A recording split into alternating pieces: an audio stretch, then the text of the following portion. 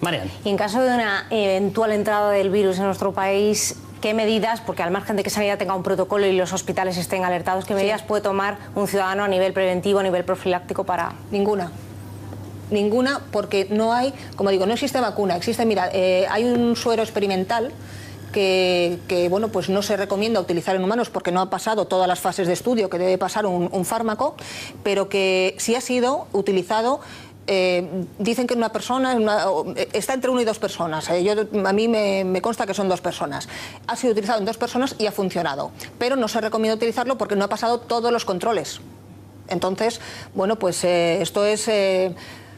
Claro, dice, ¿hasta qué punto no es ético, por decirlo de alguna manera, utilizar un fármaco experimental con pacientes que sabes que no hay ningún tratamiento y no hay ninguna profilaxis? Es que no hay absolutamente nada, no podemos hacer absolutamente nada. Una persona se infecta, sigue su curso y la gran mayoría, alrededor de un 90% o más, fallecen. Es decir, que lo que nos estás contando es que el hecho de salvarse o no salvarse una vez que estás contagiado por el ébola depende prácticamente de la fortaleza tuya, de la capacidad de defensa tuya. Efectivamente, exclusivamente y de la suerte.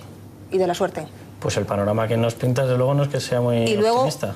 No, pero es la realidad, quiero decir, esto es lo que hay, esto es lo que se sabe del ébola, que bueno, es la fiebre hemorrágica viral, y además un dato muy importante, y es que no solamente se transmite por humanos, se transmite también por determinados animales vivos o muertos.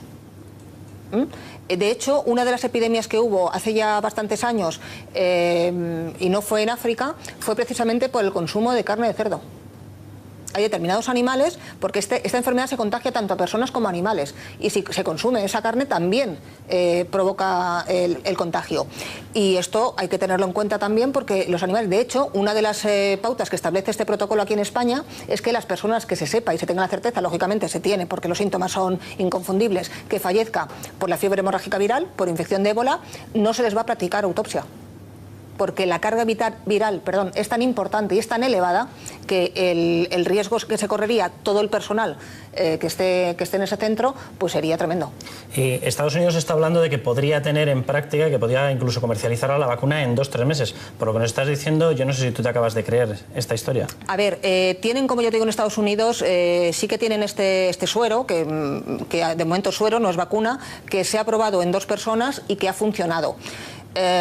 Tampoco se puede atribuir realmente la mejoría de estas personas, porque sí hay algunas personas que consiguen superar la enfermedad, pocas, pero algunas lo consiguen. Entonces, si consiguen pasar todos los controles, pueden llegar a comercializarlo en 3 meses. Que sería un poquito tarde, claro. Por lo que nos estás contando, la posibilidad de reproducirse o de contagiar el virus es altísima. Es tremendamente alta, y de hecho las cifras oficiales hablan ahora mismo de más de 1.300 infectados, de los cuales más de 800 ya han fallecido. Los planes que pueda tener la Administración realmente, ¿a qué se limitan? Yo no sé si han hablado, entiendo que sí, que tienen consejos médicos que les estarán explicando todo este tipo de cuestiones, que cuidado con las importaciones de carne procedente de determinados focos, etcétera, etcétera. Pero realmente tampoco es que parezca que las administraciones tengan una gran capacidad de actuación frente a una entrada de este tipo de virus. No, porque es algo incontrolable, sobre todo porque la gran problemática que tiene este virus es que los síntomas durante los 5 primeros días no son alarmantes. Entonces, no se puede detectar. Por ejemplo, en el aeropuerto de Barajáriz se descarta que puedan entrar una persona. ¿Cómo controlas que una persona que se baja de un avión, si en los 5 primeros días que venga infectada, está en esa fase de los 5 primeros días, puede ser portador del ébola? Es imposible. Y a lo mejor esa persona, claro, dentro de ese avión ha contagiado a las 152 personas que viajan con él en el avión. Sobre las cuales no puedes tener control porque no habría pasado el periodo de incubación. Efectivamente. O sea que nos enfrentamos a una amenaza real. No, es una amenaza real. La OMS no quiere hablar de pandemia, pero yo creo que ahora mismo, y sin ser alarmista, sí estamos en una situación de riesgo de pandemia. Tú nos comentabas antes que es la mayor crisis de expansión del ébola que se ha visto históricamente. Sí. Pero en anteriores propagaciones de este tipo de virus, ¿cuál ha sido la respuesta? ¿Se han visto casos en España? ¿Se han visto casos en otros sitios? No. Aunque fuese a menor escala el contagio. No, porque las epidemias que ha habido de ébola hasta el momento no superaban los pocos centenares de pacientes, o sea, de infectados. A lo mejor eran 200, 300. La tasa de mortalidad era la misma. Eso no ha cambiado, quiero decir, por eso, porque no hay ningún tratamiento terapéutico, ni preventivo, ni terapéutico contra este virus. Marimar, las autoridades nos están diciendo que no hay riesgo de entrada. Por lo que nos estás contando, eso no es cierto. ¿Por qué se nos está dando esta información? Yo, bajo mi punto de vista, esta información se está dando para no generar una alarma social. porque si no, cualquier persona que tuviese este tipo de síntomas, ahora mismo tendríamos las urgencias de los hospitales colapsados. Entonces, sí es cierto que, a ver, riesgo existe desde el momento en el que esta es la mayor epidemia de ébola que se ha producido en la historia, con el mayor número de afectados y por tanto de muertos, porque no olvidemos que la tasa de mortalidad de este virus es de un 90%, que no hay tratamiento y que no hay vacuna. No existe tratamiento. No existe tratamiento y no existe vacuna hasta el momento. Por lo tanto, es un virus que es tremendamente letal y además de muy fácil contagio. Entonces, ¿qué ocurre? Que no se puede generar alarma social, pero sí que se debe concienciar fundamentalmente al personal sanitario que está en contacto directo con los pacientes inicialmente de poder tener unas medidas preventivas, porque si un paciente infectado acude a un hospital, es tratado, no se le diagnostica, porque no se le diagnostica, ese paciente se marcha, sigue su vía de contagio y el médico sigue atendiendo más pacientes, ahí establecemos ya una vía de contagio. Y luego además hay otro tema, no solamente se habla de los inmigrantes ilegales, pero es que están también personas que viajan fuera de España, o bien por turismo, o bien por cualquier circunstancia, y que pueden venir infectados. No se debería estar avisando, lo digo, porque dentro de esta cuestión de no generar alarma social, yo tampoco tengo la sensación de que se esté informando de cuidado con los viajes a determinados centros en los cuales se puede ser contagiado por este virus. Sí se ha recomendado, hay una recomendación de no viajar a determinados países que son ahora mismo el foco de infección, ¿no? Porque el foco de infección ahora mismo está en África. ¿Qué ocurre? Que todas las epidemias que ha habido de ébola han estado siempre localizadas en África, pero porque antes la facilidad para viajar no era tanta. Entonces ahora viajamos muchísimo más y la movilidad es mucho mayor. Por lo tanto, sí hay un riesgo. Sí hay un riesgo de que el ébola llegue a Europa, a Estados Unidos y a cualquier lugar del mundo. Ese riesgo existe. Entonces lo que hay que hacer es, yo creo, bajo mi punto de vista, concienciar sobre todo al personal sanitario de primera línea. ¿Hay una posibilidad de entrada del ébola en España? Sí, sin ninguna duda, en España y en cualquier país. Vamos a ver, tanto Interior como Sanidad han establecido un protocolo de actuación ante posibles afectados o infectados por este tipo de virus. Y han establecido, de hecho, 2 puntos calientes, como se considera, de entrada de posibles infectados. Uno de ellos, por ser frontera sur de Europa, que es Ceuta y Melilla, donde entran habitualmente inmigrantes ilegales, y el otro es Barajas, aunque Barajas lo tienen contemplado como de menor riesgo. Pero hay otros puntos que no consideran, por ejemplo, la entrada por Turquía, tanto por la parte asiática como por la parte europea. Una vez que están en la parte europea se pueden mover libremente. ¿Qué ocurre? Que es un virus cuyo contagio es tremendamente sencillo, se contagia por cualquier fluido corporal. Entonces el contagio es muy rápido. Y el problema que tiene a la hora de detectarlo... Saliva, es decir, un estornudo... Un estornudo, efectivamente, por sangre, saliva, sudoración, es el contagio... Por sudoración también, es decir, un roce... Efectivamente, con que tengas una pequeña... Claro, a lo mejor el roce simplemente no, pero si tienes una pequeña herida en la mano, te lo puede generar. ¿Qué ocurre? Que estos protocolos se ha establecido un protocolo, como te digo, que además dicen que se renueva semanalmente y se entrega a todas las comunidades autónomas.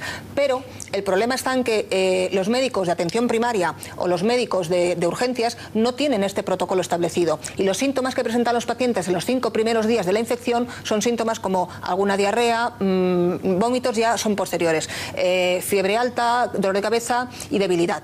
Entonces, ningún médico a priori puede establecer o diagnosticar una infección de ébola en esos días. Marian. Y en caso de una eventual entrada del virus en nuestro país, ¿qué medidas, porque al margen de que Sanidad tenga un protocolo y los hospitales estén alertados, qué medidas puede tomar un ciudadano a nivel preventivo, a nivel profiláctico para...? Ninguna, porque no hay, como digo, no existe vacuna. Hay un suero experimental que bueno, pues no se recomienda utilizar en humanos porque no ha pasado todas las fases de estudio que debe pasar un fármaco, pero que sí ha sido utilizado. Dicen que una persona está entre 1 y 2 personas. A mí me consta que son 2 personas. Ha sido utilizado en 2 personas y ha funcionado, pero no se recomienda utilizarlo porque no ha pasado todos los controles. Entonces, bueno, pues esto es...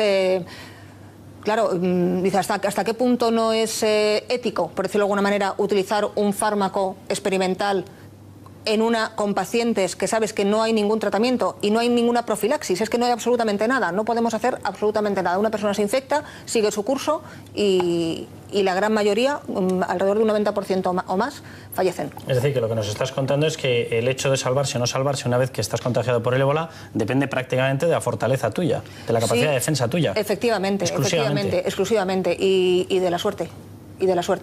Pues el panorama que nos pintas, de luego, no es que sea muy y luego optimista. Pero es la realidad. Quiero decir, esto es lo que hay, esto es lo que se sabe del ébola, que bueno, es la fiebre hemorrágica viral. Y además un dato muy importante, y es que no solamente se transmite por humanos, se transmite también por determinados animales vivos o muertos. De hecho, una de las epidemias que hubo hace ya bastantes años, y no fue en África, fue precisamente por el consumo de carne de cerdo. Hay determinados animales, porque esta enfermedad se contagia tanto a personas como a animales, y si se consume esa carne también provoca el contagio. Y esto hay que tenerlo en cuenta también, porque los animales, de hecho, una de las pautas que establece este protocolo aquí en España es que las personas que se sepa y se tenga la certeza, lógicamente se tiene, porque los síntomas son inconfundibles, que fallezca por la fiebre hemorrágica viral, por infección de ébola, no se les va a practicar autopsia, porque la carga viral es tan importante y es tan elevada que el riesgo que se correría todo el personal que esté en ese centro, pues sería tremendo. Y Estados Unidos está hablando de que podría tener en práctica, que podría incluso comercializar la vacuna en 2 o 3 meses. Por lo que nos estás diciendo, yo no sé si tú te acabas de creer esta historia. A ver, tienen, como yo te digo, en Estados Unidos, sí que tienen este suero, que de momento es suero, no es vacuna, que se ha probado en 2 personas y que ha funcionado. Tampoco se puede atribuir realmente la mejoría de estas personas, porque sí hay algunas personas que consiguen superar la enfermedad, pocas, pero algunas lo consiguen. Entonces, si consiguen pasar todos los controles, pueden llegar a comercializarlo en 3 meses. Y que sería un poquito tarde, claro. Por lo que nos estás contando, la posibilidad de reproducirse o de contagiar el virus es altísima. Es tremendamente alta, y de hecho las cifras oficiales hablan ahora mismo de más de 1.300 infectados, de los cuales más de 800 ya han fallecido.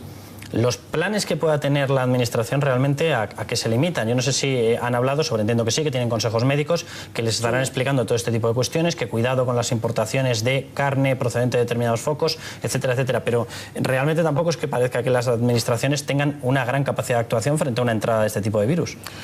No, porque es algo incontrolable, sobre todo porque la gran problemática que tiene este virus es que los síntomas durante los 5 primeros días no son alarmantes.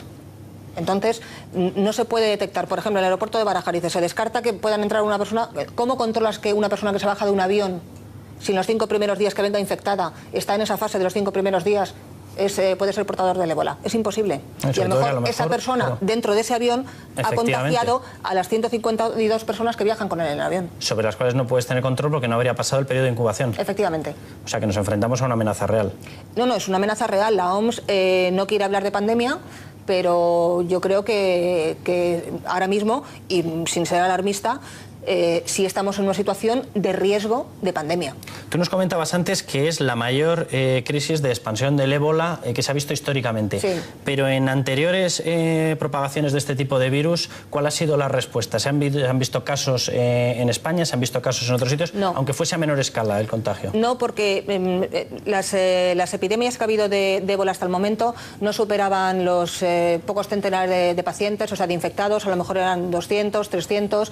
La tasa de mortalidad era la misma. Eso no ha cambiado, quiero decir, por eso, porque no hay ningún tratamiento terapéutico, ni preventivo, ni terapéutico contra este virus. Marimar, las autoridades nos están diciendo que no hay riesgo de entrada. Por lo que nos estás contando, eso no es cierto. ¿Por qué se nos está dando esta información? Yo, bajo mi punto de vista, esta información se está dando para no generar una alarma social. Porque si no, cualquier persona que tuviese este tipo de síntomas, ahora mismo tendríamos las urgencias de los hospitales colapsados. Entonces, sí es cierto que, riesgo existe desde el momento en el que esta es la mayor epidemia de ébola que se ha producido en la historia, con el mayor número de afectados y por tanto de muertos, porque no olvidemos que la tasa de mortalidad de este virus es de un 90%, que no hay tratamiento y que no hay vacuna. No existe tratamiento. No existe tratamiento y no existe vacuna hasta el momento. Por lo tanto, es un virus que es tremendamente letal y además de muy fácil contagio. Entonces, ¿qué ocurre? Que no se puede generar alarma social, pero sí que se debe concienciar fundamentalmente al personal sanitario que está en contacto directo con los pacientes inicialmente, de poder tener unas medidas preventivas, porque si un paciente infectado acude a un hospital, es tratado, no se le diagnostica, porque no se le diagnostica, ese paciente se marcha, sigue su vía de contagio y el médico sigue atendiendo más pacientes, ahí establecemos ya una vía de contagio. Y luego además hay otro tema, no solamente se habla de